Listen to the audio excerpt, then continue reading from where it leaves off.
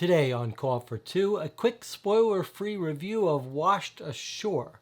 What's so special about this little game and who's gonna love it? Let's find out.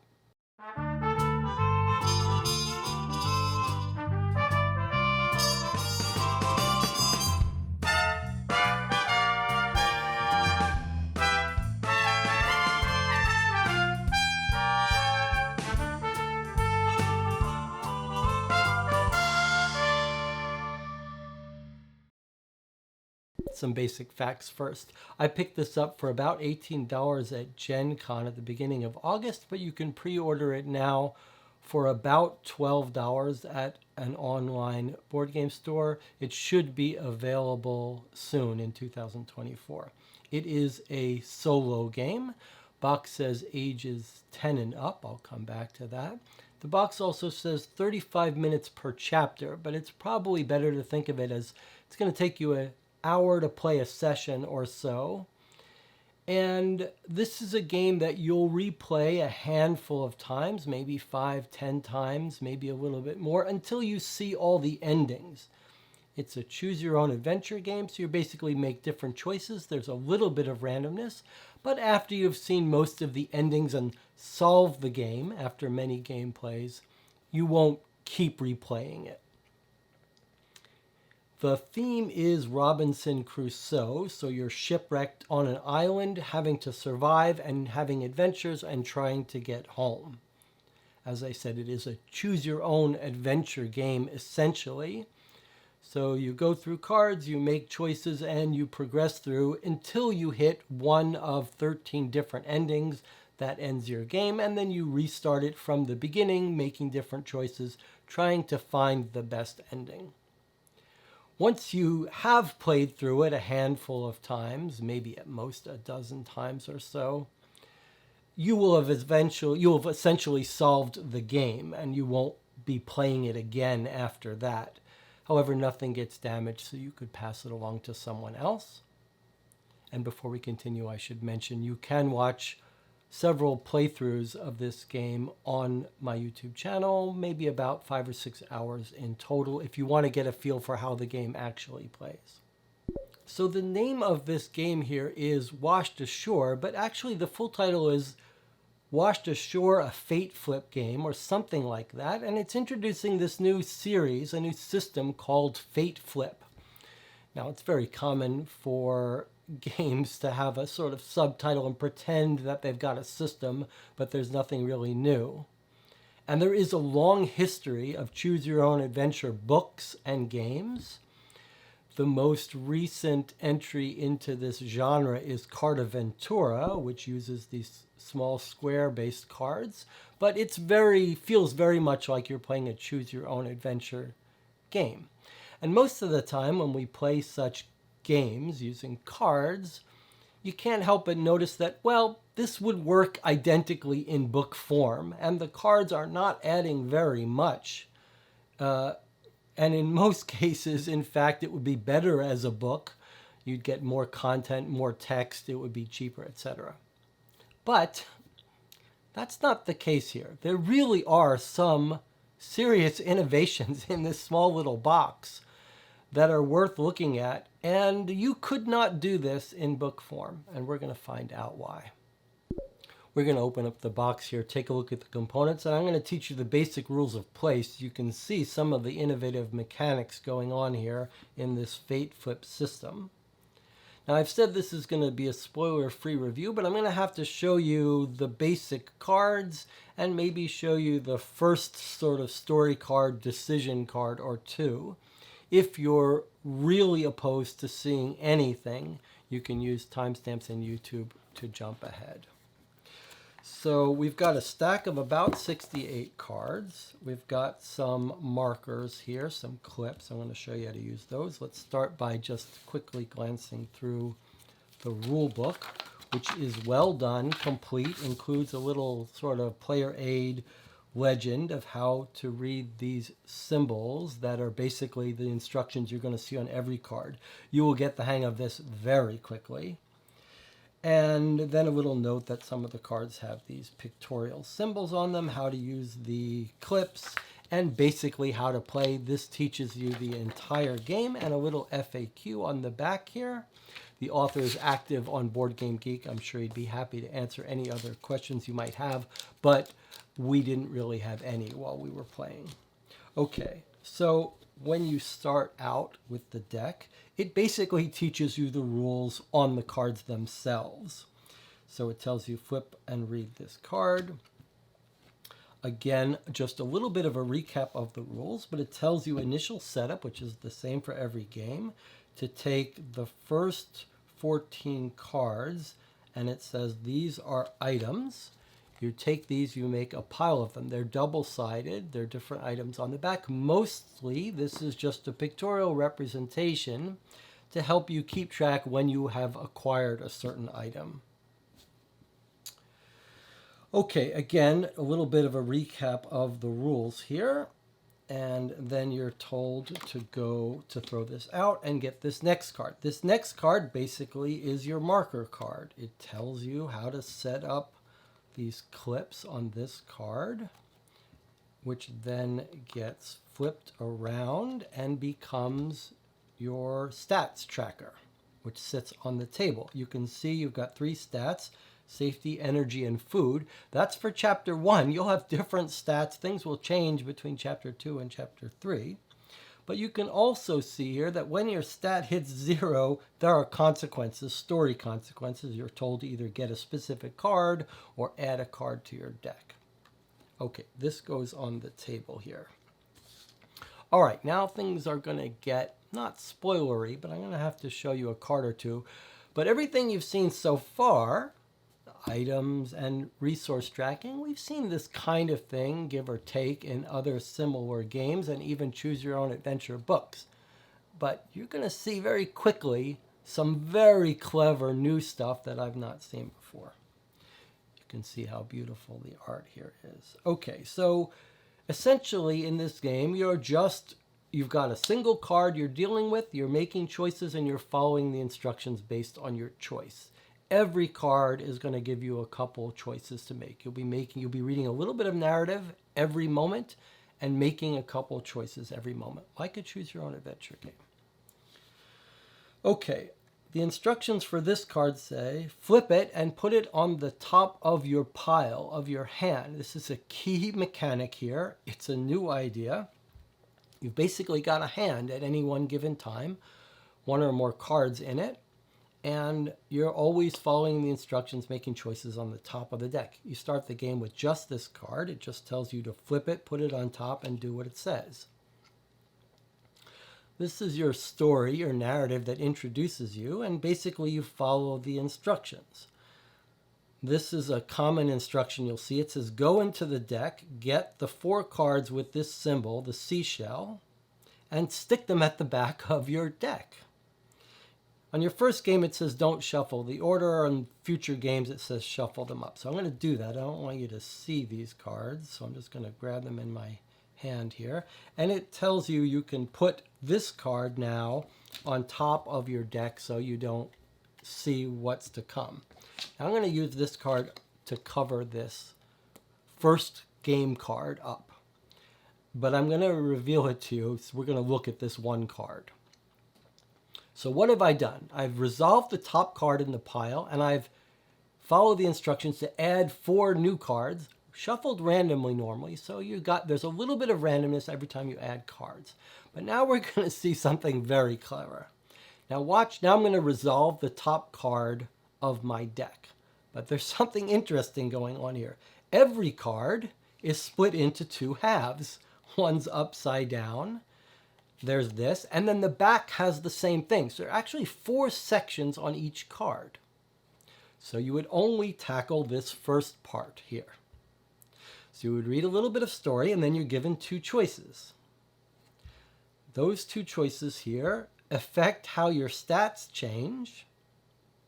So in this, if I choose this narrative choice, I gain 2 energy, I lose a safety, and then I flip this card on the short edge and put it at the back of my current pile. This choice, I gain a safety, I lose a food, And I add another card from this deck to the back of my pile, and then flip this card again on the short side and put it on the back. So we've got story, narrative choices with mechanical consequences. Mechanical consequences to your resources, but also changes to your pile, adding new cards and flipping cards. Now, what's fascinating about this mechanic is that it means there's 4 different things on each card, depending on, sometimes you're given a choice to flip it on the short edge, on the long edge. Sometimes you'll be told you can put a card at the back of the deck, sometimes on top of the deck. And this flipping of cards means that things have consequences that are delayed. So all of these choices mean the next stage in this card, the next sort of evolution of this card, is now queued up for 4 turns in the back as you make your way through.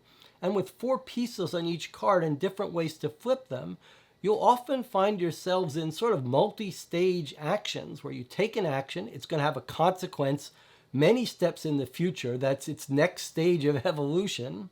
Like you do something and it has a consequence that comes back to either benefit you or hurt you in several steps. And then again, that reaches its next stage and its 4th and final stage, and they're always bringing in new cards. Frequently, you'll get choices that say, hey, if you have this item, you have this additional choice you can make. Seeing the consequence sometimes helps you strategize. In this case, you can say, well, both of these actions are going to have the same effect in terms of putting this card and having us deal with it later. The next evolved form of it, this one gets us an extra card of this type. Maybe as you play it, you learn this card is a dangerous symbol, a not so dangerous symbol. And you'll learn as you play what cards change into what other cards.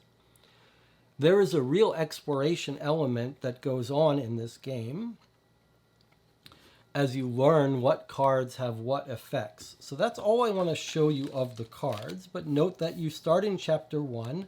When you get past chapter 1, you kind of reset. Some things reset, so the chapters are a little bit modular, but not everything resets. You carry over some items, some conditions, some you don't. So there's a little bit of strategy, a little bit of memory between games, and a real sense of story and exploration. So let's talk about to what extent is this a strategy game? One of the games that comes to mind when you look at this, especially when you see the cards that are split in 2 halves upside down, there is a game that jumps to mind immediately, which is Friedman Fries's Friday. This is another Robinson Crusoe game, solo game, very well regarded, quite old, and that is a serious strategy game. There are people who've played that hundreds of times. There's a little bit of push your luck, a little bit of strategy, lots of different ways to use cards and make different decisions. Friday has no narrative to speak of. The theme is there, but there's no story, and it is a serious strategy game. This is not that. This is not a serious strategy game. This is much more in line with a choose-your-own-adventure game. But that's not to say there isn't some strategy within a given game. You can see some of the mechanical consequences. You can see some of your stats. Unlike many of the choose-your-own-adventure games, this game does not embrace the idea of, oh, here's a sudden death card that completely out of nowhere, a funny outcome that kills you off. This is much more of making lots of little decisions that push you one way or the other. And it is possible to sort of anticipate, based on the narrative, what is this decision likely going to depend on? If I go down this route, probably I should have this item. Or here's a choice where if I had this item, it'd probably benefit me, so maybe I won't make it because I don't have it, or maybe I should try to get this item. And again, being able to see the mechanical consequences, whether you flip a card this way, put it in the back, there is some room for some general strategy here and being able to predict stuff. But that's within a game.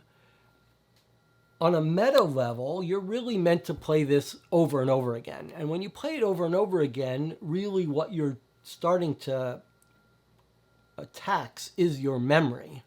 Your memory of saying, well, I encountered this card before. I did this. This was the result. So I don't want to do that. I know what that's going to require. Now that I know I'm playing this game differently this time, and I have this item, let me try to get back to that place where I needed this item. So there is a real memory element, though, although I have to say it's a little, the fact that you're randomly shuffling in cards makes it a little, you can't completely replay a game the way you could in a choose your own adventure book. So you have to adapt a little bit. And because cards are getting pushed to the back sort of 6 turns in the future and then changing in different ways, it's not a simple memory of when I'm here, do this, because sometimes you don't see the consequence of your action for a whole bunch of turns. So it's a little hard to remember, but that makes it more enjoyable. Overall here, I think there's some real fun to be had in trying to remember what caused what. And because everything is in such small chunks, you read a tiny little bit, you make a choice, and you continue. It is fun to replay it in a way that you wouldn't have fun playing through a choose your own adventure book where you have to read 2 pages of text and then have to do that again and again. Here, it's very breezy. It's very quick. It's very fun, very enjoyable. And calling it a memory game is not really fair here, because a better way to say it is you're exploring. You're continuously exploring, and your memories of that exploration will help you as you go through. All right, let me try to put together my thoughts here. We've talked a lot about mechanics so far, and I've talked a lot for a small game. But I should talk a little bit more about the story and the art, because the art is absolutely gorgeous in this game. I can't show you all the cards, but it's all got this consistent look, watercolor, but it's beautiful, and it's all throughout every card. Little tiny details and then big full-page, full-sized images. Very nice to look at, and the story is very well written.